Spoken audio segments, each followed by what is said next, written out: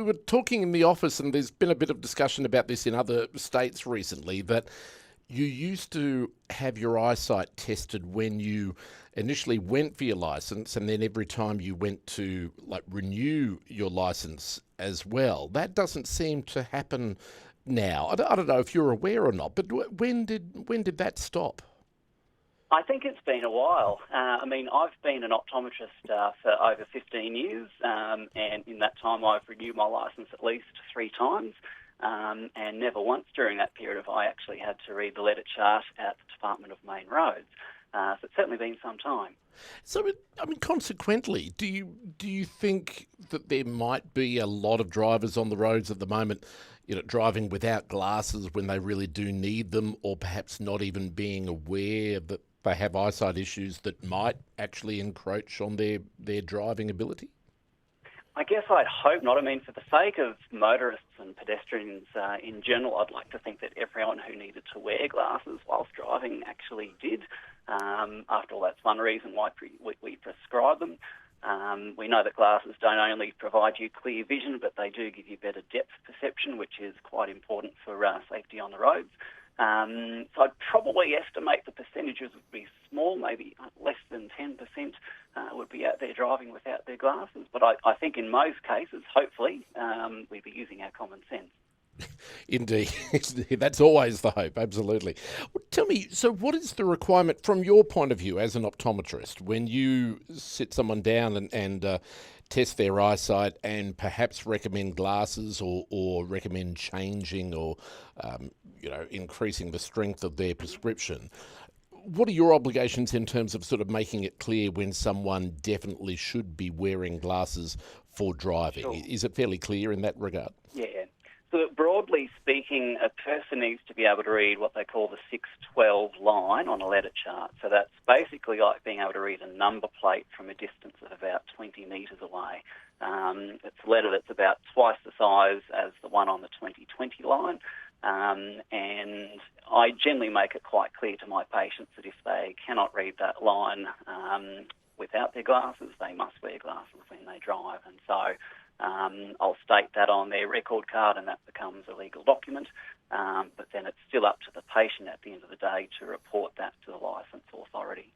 And that's the bottom line, isn't it? I guess, by taking away this, not making that eyesight element part of the process of renewing your licence or getting your licence, we are now relying pretty much on the honesty of the patient to reveal that. So Correct. I'm sort of wondering, it seems that a lot of people who wear glasses who might have eye problems seem to have issues wearing glasses when they're actually driving. Do you get that sort of feedback amongst your patients? Or? I do. Some people just come in and they say, look, I don't feel comfortable wearing my glasses when they drive. Who knows, it might be they have a pair of glasses that's a bit older, or the lenses are scratched, or they just don't like wearing glasses, or they might just be in denial. Perhaps they don't like wearing glasses. Perhaps they don't even think they need them. I think the challenge is when you've got someone who's getting older. We know that your vision can change very slowly over your lifetime, and you can reach a point not knowing that your vision is now below what's required to legally drive. And so they're just not aware that they now fall below that legal standard.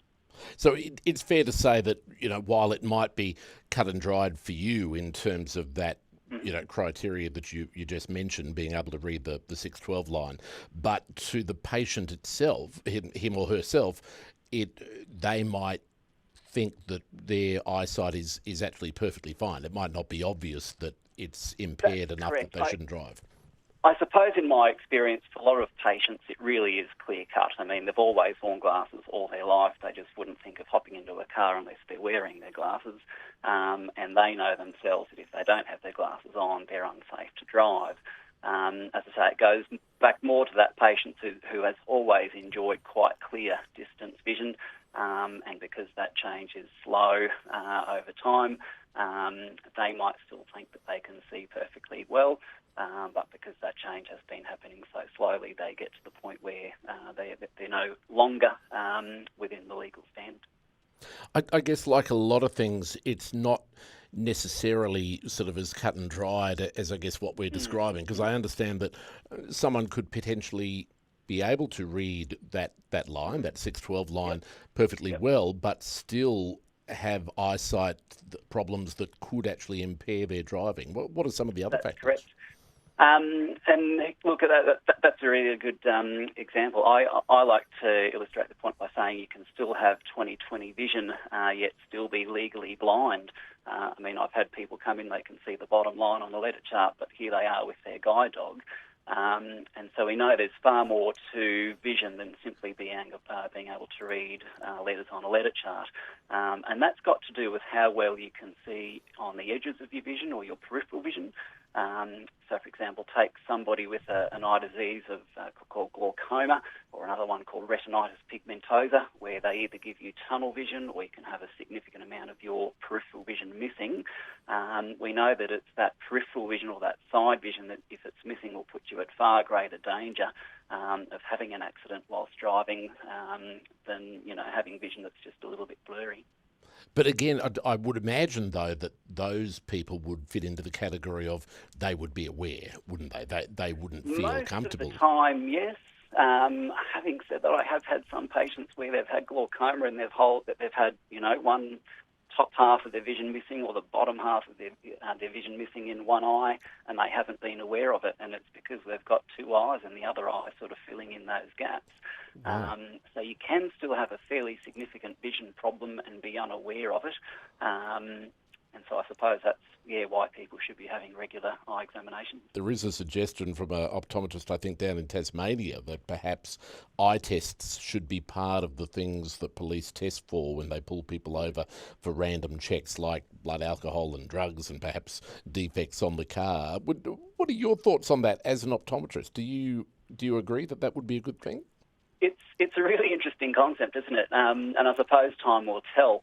For me, I suppose at the very least it would create a deterrent to actually wear your glasses if you've been advised to.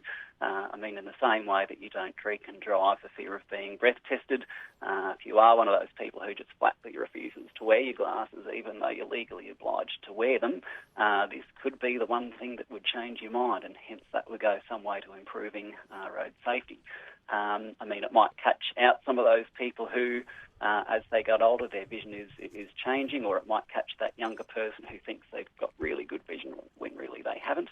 But at the very least, if it simply creates more awareness about the importance of having good vision, the importance of maintaining proper eye health, and the importance of having regular eye examinations, I think that can only be a good thing.